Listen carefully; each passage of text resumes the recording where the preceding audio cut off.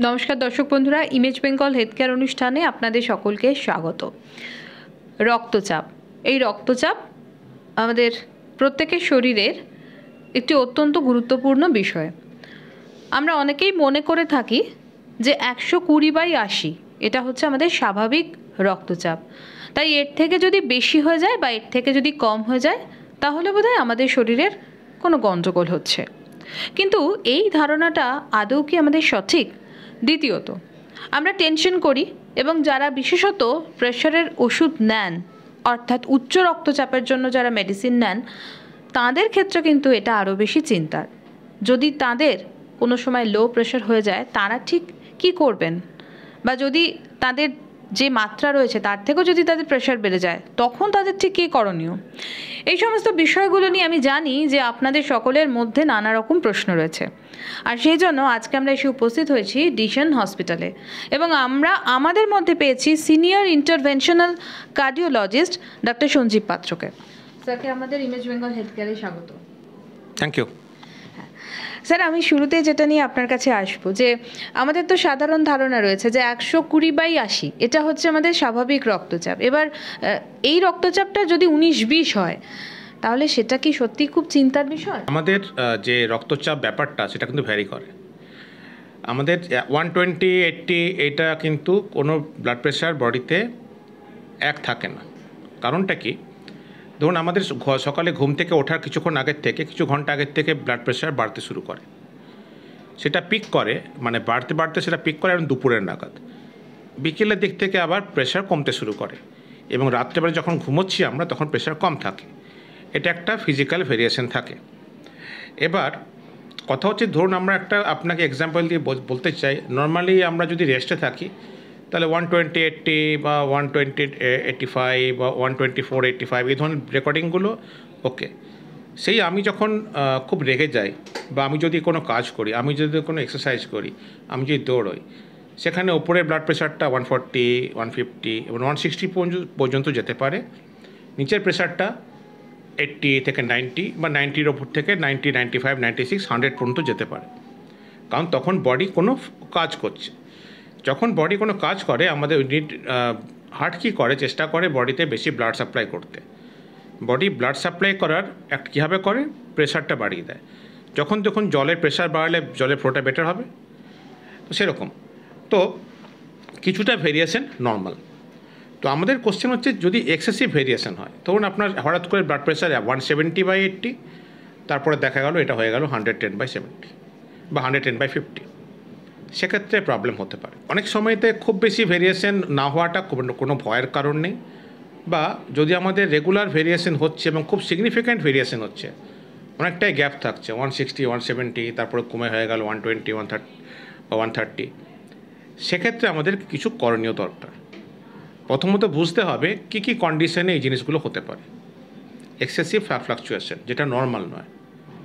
তো দেখা গেছে, ধরুন আমাদের যদি ডায়াবেটিস থাকে, আমাদের যদি থাইরয়েড প্রবলেম থাকে, আমরা যদি না এক্সারসাইজ করি, আমাদের যদি কিডনি প্রবলেম থাকে, আমাদের যদি কোনো হরমোনাল ইস্যু থাকে, আমাদের যদি স্লিপ অ্যাপনিয়া থাকে, মানে রাত্রেবেলা নাক ডাকা যে প্রবলেমগুলো হয়, সেক্ষেত্রে কিন্তু অনেক সময় দেখা গেছে যে এই ফ্লাকচুয়েশনটা অনেক বেশি হচ্ছে।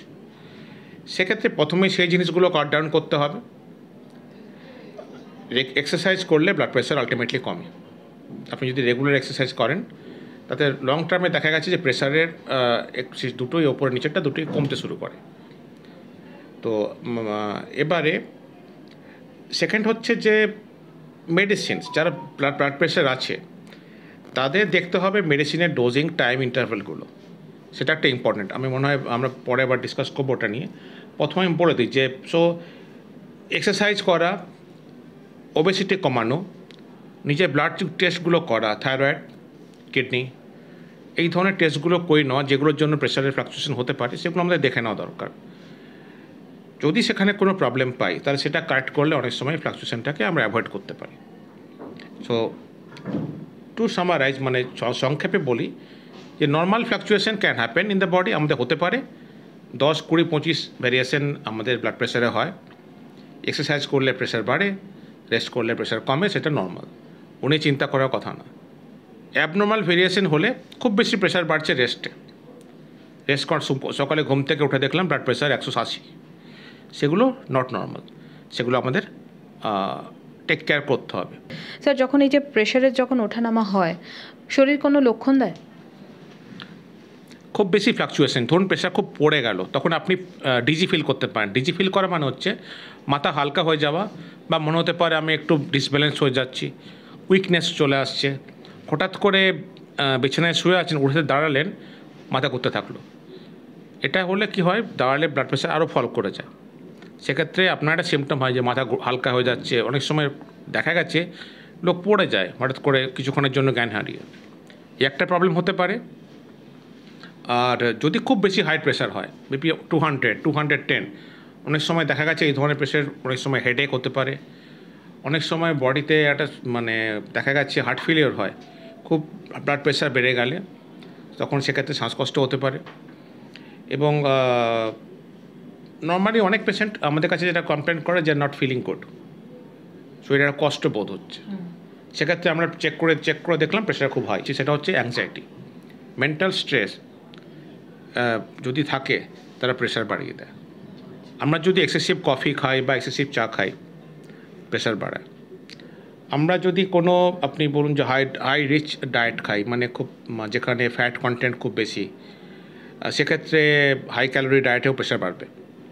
যদি রেস্টের মধ্যে থেকেও হঠাৎ করে দেখা যায় যে সকালবেলা প্রেশারটা বেড়ে গেছে, সেটা যেরকম চিন্তা, তেমনি যখন এক্সারসাইজ আমরা করি প্রেশার যদি বাড়ে, সেটা আবার অতটা চিন্তার নয়।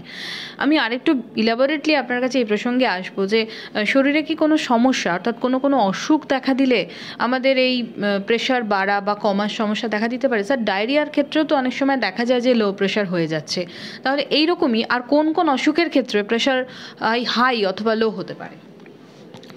দেখুন, হাইপারটেনশন বা উচ্চ রক্তচাপ এটা একটা রোগ। হাইপারটেনশন অনেক সময় বয়সের রোগ। বয়স বাড়তে থাকলে কি হয়, আমাদের ধমনীগুলো শক্ত হয়ে যায়। যখনই ধমনীগুলো শক্ত হয়ে যায়, প্রেশার বাড়তে শুরু করে। সেক্ষেত্রে কারো বয়স যদি 70-75 থাকে, সেক্ষেত্রে আমরা দেখি তাদের ওপরের প্রেশারটা, যেটা আপার প্রেশার বলে, যেটা সিস্টোলিক প্রেশার, সেটা অনেক সময় 150-160 থাকে। কারণ ওখানে ওদের একটা এলডারলিদের একটা এই প্রেশারটা খুব বাড়ে, নিচেরটা অতটা বাড়ে না, ওপরেরটা বাড়ে। ইয়াংদের দেখা গেছে ওপরেরটা না বাড়লেও নিচেরটা বাড়ছে। ডায়াস্টোলিক ব্লাড প্রেশার, নিচের ব্লাড প্রেশার 100, 105, ওপরেরটাও 140, 150। তো দুটো ভ্যারিয়েশন। ইয়াংদের ডায়াস্টোলিক ব্লাড প্রেশারটা অনেক সময় বেশি দেখা যায়, এলডারলিদের দেখা যায় সিস্টোলিক ব্লাড প্রেশার। কোশ্চেন যেটা হচ্ছে কী কী condition. Hypertension itself is a disease. Excessive salt intake can cause hypertension. Diabetes অনেক সময় এর সঙ্গে কোরিলেটেড থাকে। ডায়াবেটিস যদি থাকে তখন এই প্রেশারের ইনসিডেন্সটা বেড়ে যায়। আবার আপনার যদি কোনো অনেক সময় হরমোনের ইস্যু থাকে, আপনার কিডনিতে একটা গ্ল্যান্ড থাকে, অ্যাড্রিনাল গ্ল্যান্ড, সেক্ষেত্রে এক্সেসিভ যদি স্ট্রেস হরমোন বেরোয় বা সেক্ষেত্রে আমরা প্রেশার বেড়ে যায়। আমরা কিছু ডিজিজ আছে, রেয়ার ডিজিজ। তো এগুলো ছাড়া যে মোস্টলি যেটা আমরা পাই, যেটা হচ্ছে ইডিওপ্যাথিক, মানে যেটা কোনো কারণ খুঁজে পাই না। তো সেক্ষেত্রে সেগুলো আমরা যে বলি ডায়েট, মানে সল্ট কাট ডাউন করো, এবং you have to take blood pressure medication. যদি আপনার সল্ট কাট ডাউন করে, এক্সারসাইজ করে, ডায়েট চেঞ্জ করে প্রেশার নাও কমে। ডায়েট চেঞ্জ মানে হচ্ছে you have to go to the DASH diet, মানে মেডিটেরিয়ান ডায়েট। মাছ বেশি করে খাবেন, মাটন টাটন বন্ধ, হাই ফ্যাটি ফুড বন্ধ, তো এবং কার্বোহাইড্রেট কম, বা হোল গ্রেন ফুড, কোনো পলিশড ফুড নয়। সেগুলো খেলে অনেক সময় বিপি 5 থেকে 10 পর্যন্ত মিলিমিটার মার্কারি কমতে থাকে। Fish is good. ফল যদি বেশি খান প্রেশার কমবে। দিনে 2-3টে করে ফল খেলেও প্রেশার কমে। যখন দেখা যাচ্ছে যে প্রেশার খুব হাই, আমাদের ওষুধ স্টার্ট করতে হয়। বর্ডারলাইন ব্লাড প্রেশার আমরা বলি ডায়েট কন্ট্রোল করো, নুন খাওয়া কমাও, ওয়েট কমাও। তারপরে যদি প্রেশার না কমে তখন মেডিসিন স্টার্ট করি। কিডনি ডিজিজ হলে অনেক সময় যদি তাদের কিডনি প্রবলেম থাকে, প্রেশার হাই থাকে। কিডনির পেশেন্টদের যাদের রেনাল ফেলিওর আছে, ইউজুয়ালি তাদের প্রত্যেকেরই ব্লাড প্রেশার খুব হাই থাকে এবং তাদের মাল্টিপল ব্লাড প্রেশার ওষুধ দিতে হয়। তো কিডনি ডিজিজ একটা cause for high blood pressure. Hypertension itself is a cause for high blood pressure. ওবেসিটির সঙ্গে রিলেটেড, ডায়াবেটিসের সঙ্গে রিলেটেড, এবং ল্যাক অফ এক্সারসাইজের সঙ্গে রিলেটেড। যোগা, মেডিটেশন, রিলিফিং স্ট্রেস বা চিন্তামুক্ত করলে অনেক সময় প্রেশারগুলো ন্যাচারাল ওয়েতে কমে যায়। তো আমরা প্রথমে বলি ট্রাই দিস ইয়াং পিপল, তখন এইসব করে যদি না কমে then ultimately you need to give some medication. এল্ডারলিদের অনেক সময় আমাদের ওষুধ শুরুর থেকে স্টার্ট করতে হয়, 180 বা 170 ব্লাড প্রেশার নিয়ে এলো, to start the medication along with the lifestyle changes. তাদের আমরা অ্যাডভাইস করি নুন কম খাবেন, ফিশ বেসড ডায়েট খান, হোল গ্রেন জিনিস খান, মিলেটস যে good for reducing blood pressure, ফল খেলে ব্লাড প্রেশার কমে, পরে হাই পটাশিয়াম থাকে, হাই পটাশিয়াম ব্লাড প্রেশার কমায়। তো diet change is important part of therapy for hypertension. রক্তচাপ কমানোর জন্য খাবারের অনেকটাই রোল থাকে ঠিকমতো খাবার খেলে। তো মেন কজ রোগগুলো আমি বললাম, কিডনি ডিজিজ, ডায়াবেটিস, এগুলো আপনাকে রুল আউট করতে হবে, হাই ব্লাড প্রেশার। স্যার আরেকটা বিষয় আমার আপনার কাছে জানার, যে যারা প্রেশারের ওষুধ নেন তাদের তো একটা নির্দিষ্ট ডোজে আপনারা প্রেশারের ওষুধ দিয়ে থাকেন, যদি তাদের কোনো কারণে হঠাৎ করে প্রেশার খুব বেড়ে গেল বা তাদের প্রেশার কমে গেল, তো তাদের ওই যে ডোজটা তারা নিচ্ছেন তারা কি করবেন? তারা কি ওই ডোজটাই নিতে থাকবেন? ফার্স্ট অফ অল আমরা এখন একটা জিনিস করি যেটা বলে অ্যাম্বুলেটারি ব্লাড প্রেশার মনিটরিং। সেটা কি, যেটা 24 ঘন্টা 24 আওয়ার্স একটা ব্লাড প্রেশার মেশিন লাগানো থাকে বডিতে, যেটা মেজার করে। তো আমরা সেখানে দেখি যে ঠিক কোন সময়টায় ব্লাড প্রেশার শ্যুট আপ করছে। তো আমাদের ওষুধগুলো সেভাবে অ্যাডজাস্ট করতে হয়। যে কোনো ওষুধের কিন্তু 24 আওয়ার্স কভারেজ ভেরি ডিফিকাল্ট। ম্যাক্সিমামে যেগুলো 12-14 ঘন্টা কভারেজ থাকে, তারপরে কভার আপ ওর ব্লাডে ওর লেভেল কমে যায়, তখন প্রেশার বাড়তে শুরু করে। তো ইনিশিয়ালি আমাদের হতে পারে যে ওষুধগুলো ডোজিংগুলো ওই সময় করা, যে ক্ষেত্রে আমরা দেখছি ওই সময়টাতে ওর ব্লাড প্রেশার বাড়ছে। হয়তো আমরা ওই সময় সকালে একটা ওষুধ দিলাম, আর একটা ওষুধ লেট ইভিনিং বা রাত্রেবেলা দিলাম। এই জিনিসগুলো কিন্তু আমাদের প্রত্যেকটা ইন্ডিভিজুয়াল পেশেন্টকে তার ব্লাড প্রেশারের প্যাটার্ন দেখে ডিসিশন নিতে হয়। সো অ্যাম্বুলেটরি বিপি মনিটরিং, বা যাদের অনেক সময় নিজেরাও রেকর্ড করতে পারেন, সকাল দুপুর রাত্রের 4-5 রেকর্ডিং করে দেখালেন, তো আমরা সেই হিসাবে দেখে ওষুধগুলো অ্যাডজাস্ট করি। ম্যাক্সিমাম ওষুধের এফেক্ট চলে আসে 1-2 ঘন্টার মধ্যে, তারপরে ওষুধ এফেক্ট কমতে শুরু করে। ইউজুয়ালি 10-12 ঘন্টা পরে দেখা যাচ্ছে ওর লেভেল অনেকটা, ওর এফেক্ট অনেকটা কমে যাচ্ছে। তো সেক্ষেত্রে আমরা কিছু পেশেন্টকে আমাদের ডোজটা ডিভাইড করে দিই, বা অন্য একটা মেডিসিন অ্যাড করতে হয়। সো এটা একটা আমাদেরকে পেশেন্টকে চার্ট নিয়ে আসতে হবে, আমাদেরকে দেখাতে হবে যে এক্স্যাক্টলি কোন সময়টাতে ব্লাড প্রেশার ফল করছে বা ব্লাড প্রেশার শ্যুট করছে বা বাড়ছে। কিছু ওষুধ খেলে অনেক সময় প্রেশার কমে যায়। ধরুন আপনাকে একটা ওষুধ থাকে, আমরা বলি ডায়ুরেটিক বা ওয়াটার পিল। ওয়াটার পিল হচ্ছে বা যেটা করলে ইউরিন বেশি হয়। তো সেই ওষুধগুলো খেলে অনেক সময় যদি ওয়াটার বডির থেকে বেরিয়ে যায়, বা যেরকম ডায়রিয়াতে বললেন প্রেশার কমে, সেরকম ওষুধ খেলেও প্রেশার কমতে পারে। সেক্ষেত্রে আমাদেরকে পেশেন্টকে সেই ওষুধটাকে কম করতে বলতে হবে। মানে প্রত্যেকটা পেশেন্ট আলাদা, তো প্রত্যেকটার রিকোয়ারমেন্ট আলাদা, প্রত্যেকের প্ল্যান আলাদা। যারা ওই ধরনের ওষুধ বেশি খাচ্ছে, আমরা বলি না, গরম পড়ে গেছে, আপনার ওয়াটার পিলকে এবার কম করতে হবে, হয়তো বন্ধ করে দিতে পারি বা হাফ করে দিতে পারি।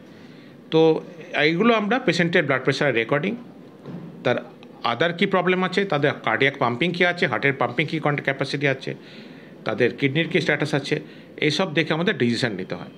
তো আমি বলতে পারি যে একটা রেগুলার কার্ডিয়াক মানে কনসালটেশন উইথে ডক্টর ইজ ইম্পর্টেন্ট। ডাক্তার দেখালে আমরা অনেক সময় তাদের হেল্প করে দিতে পারি যে প্ল্যানটা করতে কীভাবে আপনার প্রেশারকে এই ফ্লাকচুয়েশন থেকে মোটামুটি একটা স্টেবল ব্লাড প্রেশার, যতটা সম্ভব ফিজিওলজিক্যাল ব্লাড প্রেশারের দিকে নিয়ে আসা যায়।